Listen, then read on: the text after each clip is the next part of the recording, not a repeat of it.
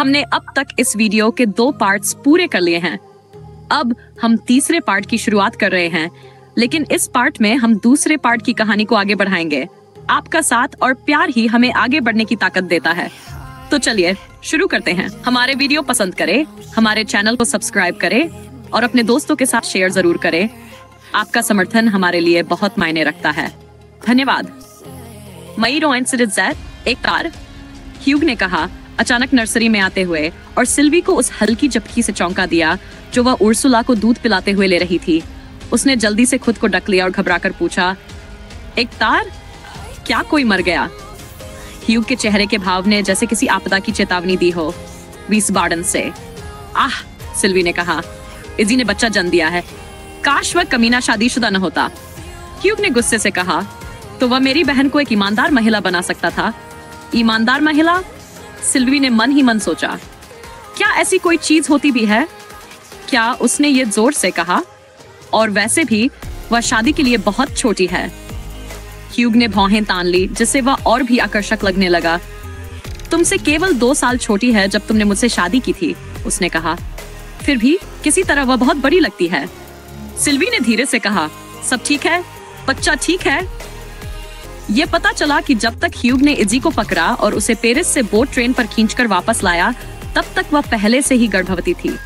एडलैड, उसकी मां, ने गुस्से में कहा, मुझे ये देखना ज्यादा पसंद होता कि इजी को सफेद गुलाम व्यापारियों ने अगवा कर लिया होता, बजाय इसके कि उसने खुद को इस पतन में झोंक दिया। सिल्वी ने सोचा, सफेद गुलाम व्यापार? कैसा होगा वह?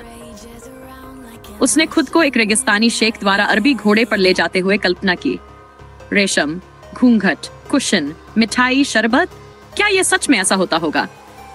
क्या यह सनेसरफा है? तो पारा उर्सुला ने बिना किसी और दुर्घटना के अपना 5वां ग्रीष्मकाल पार कर लिया।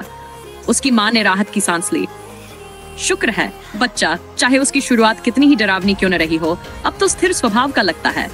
सिल्वी समुद्र तट पर बैठी बच्चों को देख रही थी। उन्होंने कहा, कितने छोटे लगते हैं ये सब।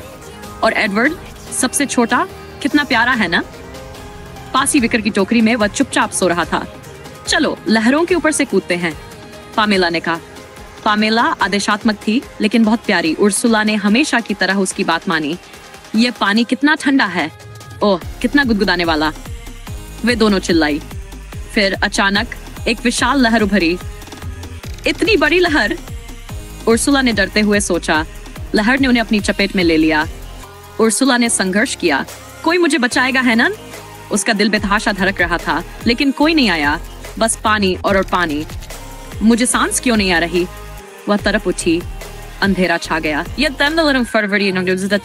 ब्रिजेट ने नाश्ते की ट्रे हटाई और सिल्वी ने कहा, अरे वह छोटी सी स्नो ड्रॉप छोड़ दो। हाँ, इसे मेरी बेड साइड टेबल पर रख दो। उसने बच्चे को भी अपने पास ही रखा। आग अब तेजी से जल रही थी और खिड़की से आती बर्फ की उजली रोशनी एक साथ ही हर्षित और विचित्र रूप से अशुभ लग रही थी। बर्फ घर की दीवारों से टकरा रही थी, उन्हें दबा रही थी, उन्हें दफना रही थी।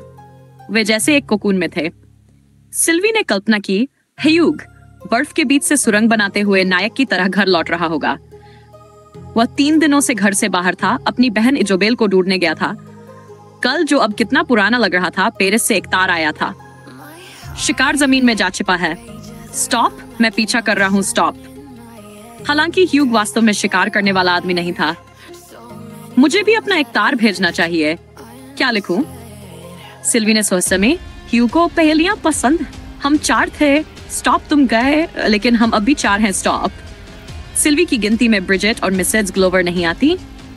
या फिर कुछ साधारण, बच्चा आ गया, स्टॉप, सब ठीक है, स्टॉप। लेकिन क्या सच में सब ठीक है? बच्चा तो मरते मरते बचा था, उसे हवा नहीं मिल रही थी। क्या होगा अगर वो पूरी तरह ठीक न हो?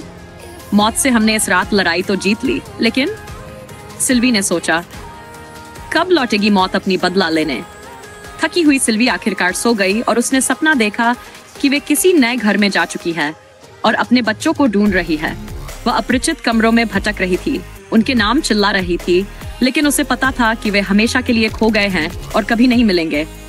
वह अचानक जाग गई और राहत की सांस ली। चलो, कम से कम बच्चा तो मेरे पास है। बिस्तर के सफेद बर्फीले मैदान पर बच्चा अभी भी उसके बगल में था। बच्चला।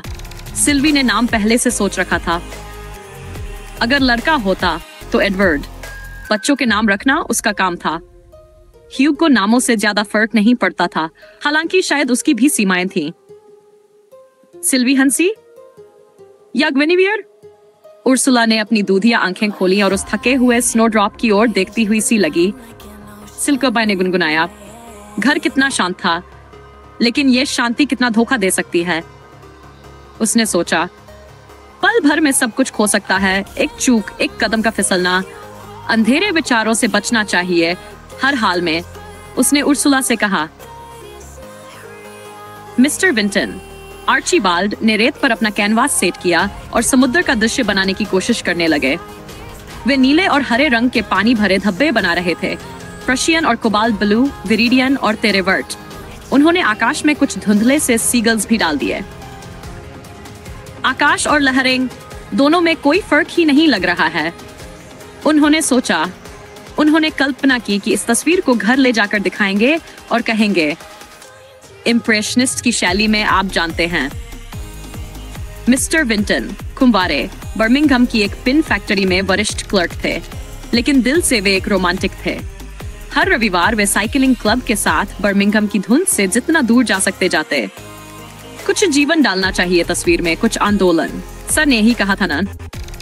उन्होंने सोचा, समुद्र के किनारे खेल रही उन दो छोटी बच्चियों को पेंट करें। उनके सनहैट्स के कारण चेहरे बनाना तो नहीं पड़ेगा।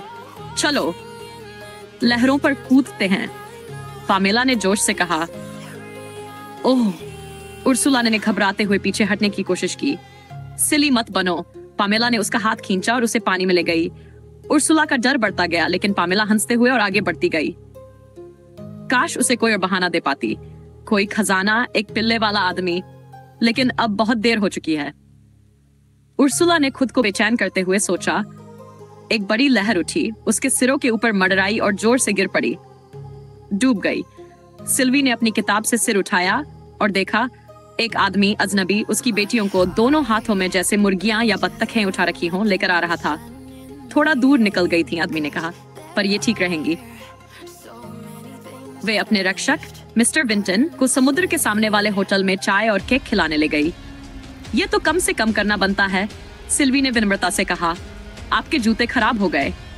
ओह, ये तो कुछ भी नहीं, मिस्टर विंटन ने शालीनता से कहा। नहीं, ये कुछ भी नहीं था, सिल्वी ने जोर देकर कहा।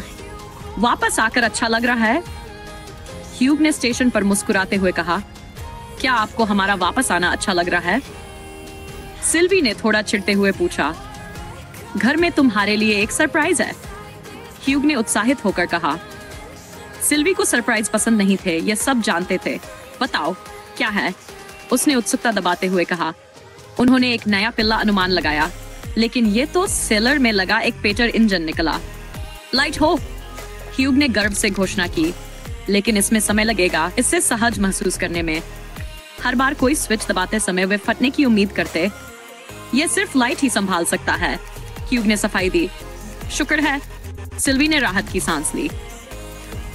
वीडियो पसंद करें, हमारे चैनल को सब्सक्राइब करें और अपने दोस्तों के साथ शेयर जरूर करें।